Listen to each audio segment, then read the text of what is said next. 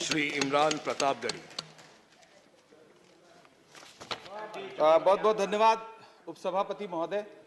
मैं अब्दुल वहाब साहब द्वारा लाए गए इस रेजोल्यूशन के समर्थन में बात करने के लिए खड़ा हूं।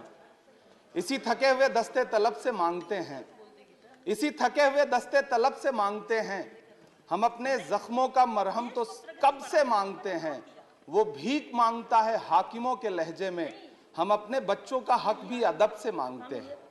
उपसभापति महोदय, ये जो रेजोल्यूशन है, इसके जो महत्वपूर्ण एक दो बिंदु हैं, उसमें एक बात कही गई है कि सच्चर समिति के प्रतिवेदन और अन्य प्रतिवेदनों की सिफारिशों को कार्यान्वित किया जाए, जिसमें मुसलमानों के शैक्षिक और सामाजिक पिछड़ेपन पर चर्चा हो। उद्धृत कर रहा हूं मैं इसे।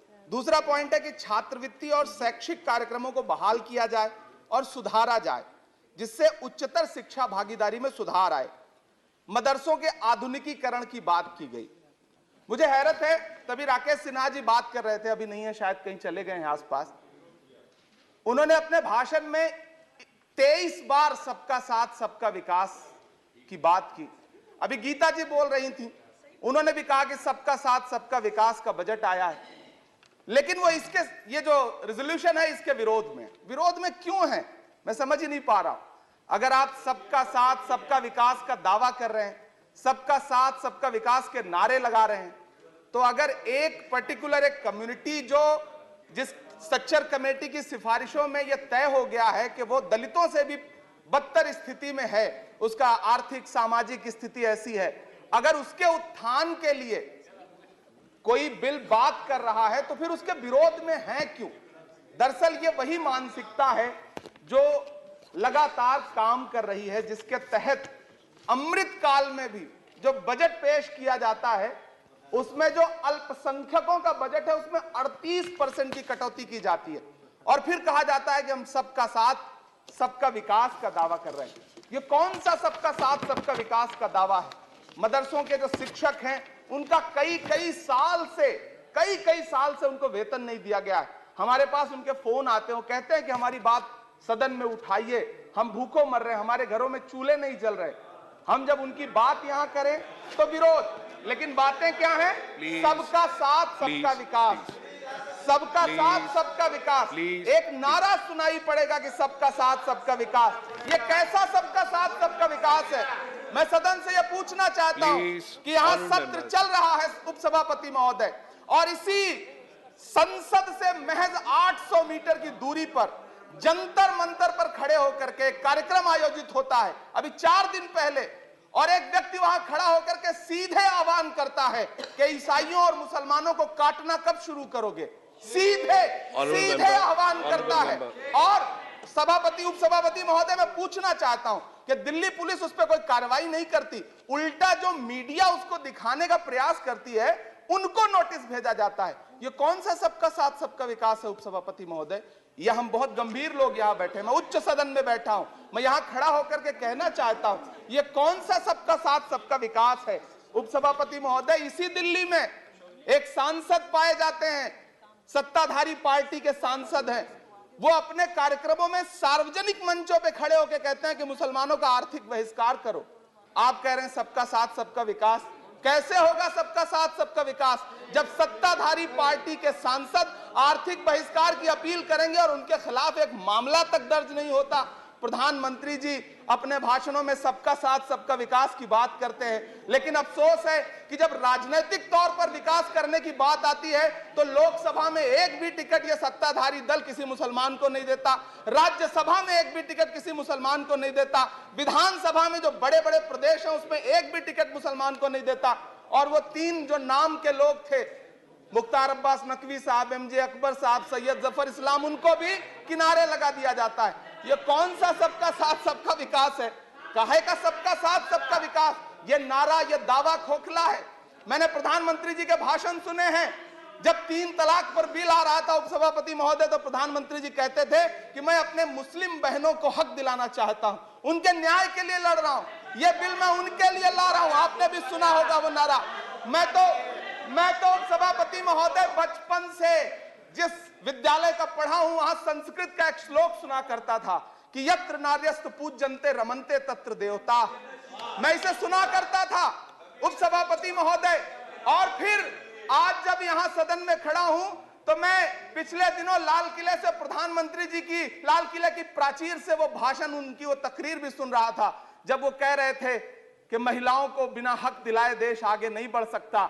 जब वो लाल किले की प्राचीर से ये बात बोल रहे थे तो उस भाषण के महज 2.5-3 घंटे बाद उनके गृह राज्य गुजरात में बिल्किस बानो के आरोपी रिहा किए जा रहे थे। उसी दिन उन्हें माला पहनाया जा रहा था, उनका सम्मान किया जा रहा था। ये कौन सा सबका साथ सबका विकास है? उपसभापति महोदय, मैं तो आपसे कहना चाहता हूं कि जो प्रधानमंत्री जी का इंटरव्यू ले, जो फिल्मी स्टार, जो उनसे पूछे कि आप आम चूस के खाते हैं कि काट के खाते हैं, उसके लिए तो रेड कारपेट बिछा है। जो अभिनेत्रियां उनकी विचारधारा के समर्थन में बात करें, समर्थन से ज्यादा आगे बढ़ के बात करें, उनके लिए जेड सिक्योरिटी है। लेकिन वो शाहरुख खान जो पूरी दुनिया में भारत के तिरंगे का मान बढ़ाता है, जिसे फीफा वर्ल्ड कप में आमंत्रित किया जाता है, उसके लिए सोशल मीडिया पे किस तरह के ट्रेंड चलाए जाते हैं? कौन सा सबका साथ सबका विकास है महोदय? मेरा नाम इमरान है। मैं उस पीड़ा को महसूस करता हूं जिस पीड़ा का जिक्र अभी मनोज झा जी कर रहे थे। मैं उस पीड़ा से गुजरता हूं, इसलिए मैं आपसे यहां खड़ा होकर कहता हूं कि हम हर दिन सुनते हैं, कई सारे मंत्री हैं जो ट्रेवल एजेंसी खोल के बैठे हैं, जो ये कहते हैं कि देशभक्ति हर दिन देशभक्ति साबित करो, चले जाओ वहां चले जाओ। मैं तो उनसे कहना चाहता हूं कि तुमने नफरत का जो बाजार सजाया हुआ है, तू ये कहता है मुसलमान पराया हुआ है, आजा दिल चीर के दिखलाऊं वतन का नक्शा, मेरा भारत मेरी सांसों में समाया हुआ है। हम उसको किसी को हर दिन उसका सबूत नहीं देते फिरेंगे। ऐसे में अगर ये बिल मांग करता है कि मुसलमानों के शैक्षिक और उनके सामाजिक, उनके आर्थिक उत्थान के लिए सरकार उस पर ध्यान दे, तो फिर तकलीफ क्या है, दिक्कत क्या है? क्या आपका जो नारा है वो झूठा है? क्या सबका साथ सबका विकास का नारा सिर्फ खोखला है? बजट से तो यही जाहिर होता है, आप लगातार घटाते जा रहे हैं बजट, आप लगातार कटौती करते जा रहे हैं। पूरे देश में प्रधानमंत्री जी दावा करते थे सबका साथ सबका विकास के नारे के साथ कि 2022 में हर व्यक्ति के छत पर, घर पर, सर पर छत होगी। यह प्रधानमंत्री जी का उद्धृत किया गया बयान है। लेकिन मैं तो आपसे यह कहना चाहता हूं, आप असम उठा के देख लीजिए, आप मध्य प्रदेश उठा के देख लीजिए, आप उत्तर प्रदेश उठा के देख लीजिए, एक दैत्याकार बुलडोजर है जो चारों तरफ घूम रहा है, और जिनके सरों पर छत है भी, उन छतों को भी छीन लेना चाहता है। लेकिन क्या प्रधानमंत्री जी इसे देखते नहीं है? क्या भारतीय जनता पार्टी सरकार के जिम्मेदार नेता इसे देखते नहीं है कि वो बुलडोजर सिर्फ लोगों का घर नहीं कुचल रहा है, संविधान को कुचल रहा है, लोकतंत्र को कुचल रहा है। गुवाहाटी हाईकोर्ट की वो का स्टेटमेंट सुनिए आप, पटना के एक जज साहब का स्टेटमेंट सुनिए आप, फिर अदालतों का क्या काम रह जाता है? ऐसे में सबका साथ सबका विकास कैसे माना जाए? उपसभापति महोदय, मैं तो आपसे ये कहना चाहता हूं कि पूरी दुनिया में कहीं भी जब कोई अल्पसंख्यक सफल होता है, किसी उच्च पद पर पहुंचता है, तो हम सारे लोग, हमारे तमाम साथी खुश होते हैं। ऋषि सुनक जब प्रधानमंत्री बनते हैं तो भारत में जश्न मनाया जाता है, मुझे खुशी होती है। आप दुनिया के किसी दूसरे देश में अल्पसंख्यक अगर सफल होता है तो आप खुश होते हैं, मिठाइयां बांटते हैं। लेकिन अपने देश में अल्पसंख्यकों के खिलाफ किस किस तरह के नारे इसी दिल्ली और उसके इर्द गिर्द लगाए जाते हैं, क्या वो हम नहीं सुनते हैं? और अगर सुनते हैं, और अगर पाकिस्तान आपके लिए जिंदाबाद होगा, हमारे लिए हिंदुस्तान जिंदाबाद है, भारत जिंदाबाद है। मैं आपसे ये कहना चाहता हूं, आपसे ज्यादा देशभक्त हूं मैं भारत का इमरान हूं, मैं भारत का इमरान हूं महोदय, मुझे बोलने दें। बाहर भी नहीं बोलने देंगे, यहां भी नहीं बोलने देंगे, ये कौन सी प्रवृत्ति है? उपसभापति महोदय, मैं आपसे ये कहना चाहता हूं, ये जो साझी विरासत, अभी आदरणीय हमारे साथी राकेश सिन्हा जी बात कर रहे थे कि साझी विरासत अल्पसंख्यक बहुसंख्यक में बांटना नहीं है। मैं उनसे कहना चाहता हूं कि आदरणीय जरा सोशल मीडिया पे तो बहुत एक्टिव रहते हैं, रोज चैनलों पर भी बैठते हैं, चैनलों पे होने वाली डिबेट का स्तर देखिए। उसको रोकने के लिए हमारी सरकार रत्ती भर भी कोई कदम उठाना चाहती है? नहीं उठाना चाहती, बढ़ावा देती है। ये जो जहरीली बातें करने वाले चैनल हैं, उनके जो प्रमुख एंकर हैं, उनको सुरक्षाएं दी जाती हैं, उनको रोका नहीं जाता। कौन सा सबका साथ सबका विकास है? ये बिल जिस चीज की बात कर रहा है, अभी राकेश सिन्हा जी कह रहे थे कि प्रधानमंत्री जी ने कहा तिरंगा यात्रा निकालिए। मुझे पूरा विश्वास है कि प्रधानमंत्री जी ने कठुआ के बलात्कारी के समर्थन में तिरंगा यात्रा निकालने के लिए कभी नहीं कहा होगा, लेकिन फिर भी निकली, लेकिन किसी ने रोका नहीं, किसी ने कोई आवाज नहीं उठाई। उपसभापति महोदय, दर्द बहुत सारे हैं, लेकिन ये जो रेजोल्यूशन लेकर के आए हैं उसमें जो शैक्षिक और आर्थिक बातों को उद्धृत किया गया है, मैं आपसे अनुरोध करूंगा कि इसे देखा जाए, इसे जांचा जाए। गीता जी कह रही थी अभी भारत जोड़ो यात्रा पे कि भारत टूटा कहां है। भारत टूटा नहीं है, भारत को कोई तोड़ भी नहीं पाएगा। भारत को तोड़ने का सपना देखने वालों को हमारी आदरणीय इंदिरा गांधी जी ने 2 टुकड़ों में तोड़ दिया था, बांट दिया था। भारत को कोई तोड़ नहीं पाएगा, लेकिन भारत देश में आर्थिक तौर पर, सामाजिक तौर पर जो बंटवारा करने की साजिश मौजूदा सरकार और सरकार के अनुषंगिक संगठन कर रहे हैं, जो अनुषंगिक संगठन कर रहे हैं, उनको रोकने के लिए सरकार क्या कर रही है। मैं अंत में इतना कहना चाहता हूं उपसभापति महोदय के यूपीए के शासनकाल के दौरान श्रीमती सोनिया गांधी जी के प्रयास से, डॉक्टर मनमोहन सिंह साहब के प्रयास से दलित और अल्पसंख्यक बच्चों के लिए फ्री रेजिडेंशियल यूपीएससी की कोचिंग शुरू की गई।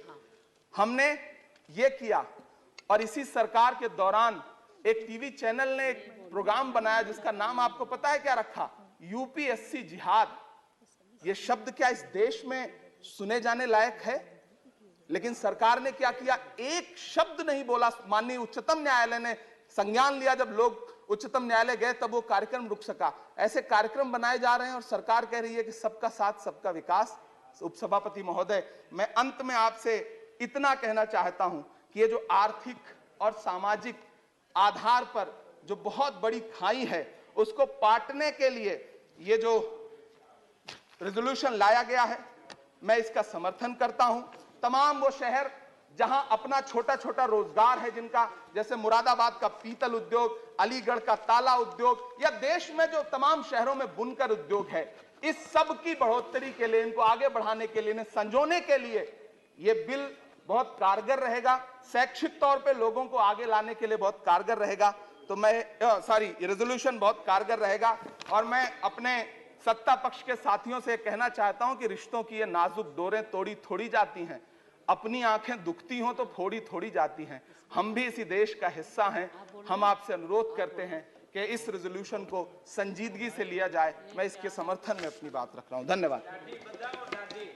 श्री जीवीएल नरसिम्हा राव।